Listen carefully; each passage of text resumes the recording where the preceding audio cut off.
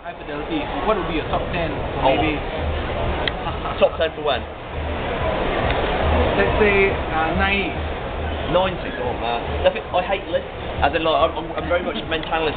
I'm anti-list. I don't believe in the idea of ordering things. I'm kind of like, the idea of having a favourite song is just kind of alien to me. So, on the other, and also the secondary problem is, I take those sort of questions too seriously. As in, I have to have graphs and like house, you know, what is actually right and wrong. Okay, top 10 songs of the 90s, off the top of my head. Common People by Pull. Girl Boy Song by Aphex Twin. Candy Pop by Biff. Fight the Power by Public Enemy, that was 90s, just crept in.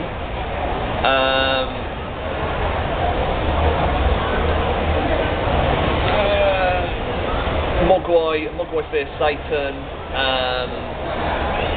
Me and the Mage by Belle Sebastian. Is it Power to the People by The Makeup? Just the 2000s. I think Isha by Death in Vegas was literally like the last month of the 2000s.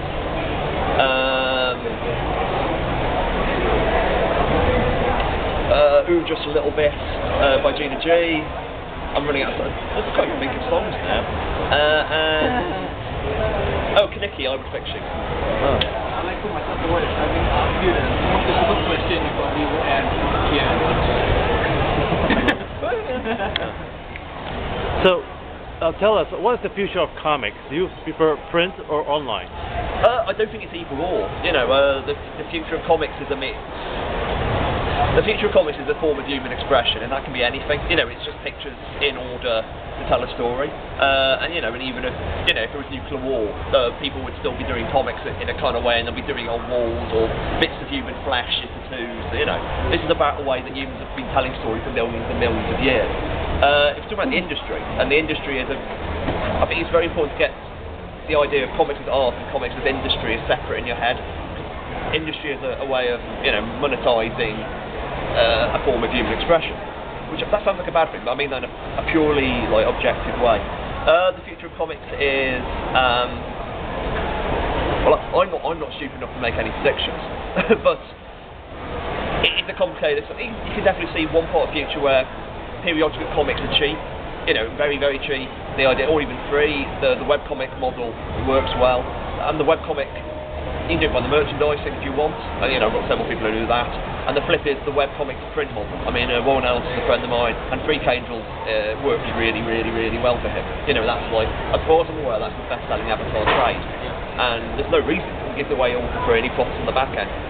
The other flip is you can actually make the digital comics very, very, very cheap, but still paid for, and then you actually have the collector's editions for more expensive. I mean, we've seen we talk about print dying out, but the most interesting thing for me in print in the last 5 years is the more expensive art objects. There's print switches designed as totems. These are things which are meant to be fetish objects, essentially, and you don't just buy the stuff you read casually, you buy the stuff you want essentially as a thing, and the people creating these as art things, and there's that middle ground you might see hurting, but there's people are comic collectors, and there's some people who just like to collect comics as part of this American tradition going all the way back to, the 30s or whatever. The future of comics is complicated, the same way the past of comics is complicated, and that's what's fun about it. If I knew how it was going to be, I don't think I'd be doing it. A little something about writing in particular. Absolutely. A little something about writing in particular. Yeah. What do you think actually defines the writing of a script? Wow. If I knew, I'd be a lot richer than I am. Or at least more popular. There's a lot of people talk about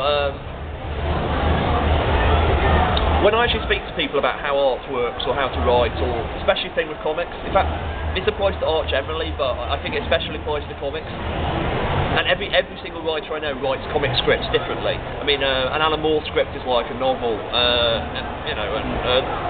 the cliche, John Wagner, the 2000 AD guy who mainly writes Judge Dredd, his scripts are like exciting telegrams, is the way people describe it. And both of these are good comics,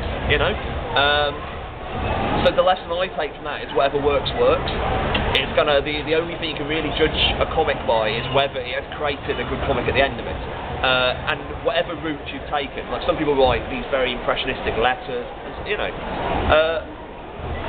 and that's more form than expression. That's kind of the thing that I don't like saying this is how comics quote unquote should be, but for me, you know, it's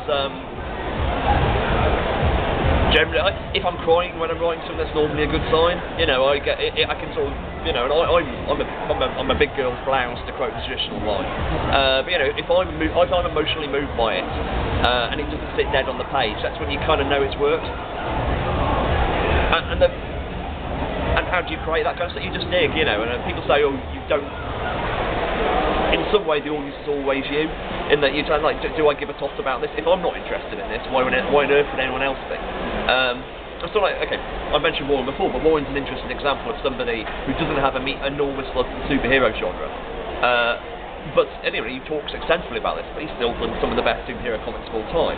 And that's not because, you know, he phones it in or anything. It's because he finds something he finds interesting in the genre. You look at the material and find what is interesting for me, and that's how you engage with it, and that's how you can create a good script.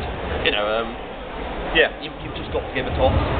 You know, caring is essentially, you know, when you hire me to write a check, you basically, you know, when you hire me to write a comic, you know, you're basically hiring me to, you know, my soul for a week it takes me to write it, and I wander around and obsess over the characters, and I get a bit weepy, and I get a bit angry. You know, that's what the job is, which is fun. You know, it's you know, it's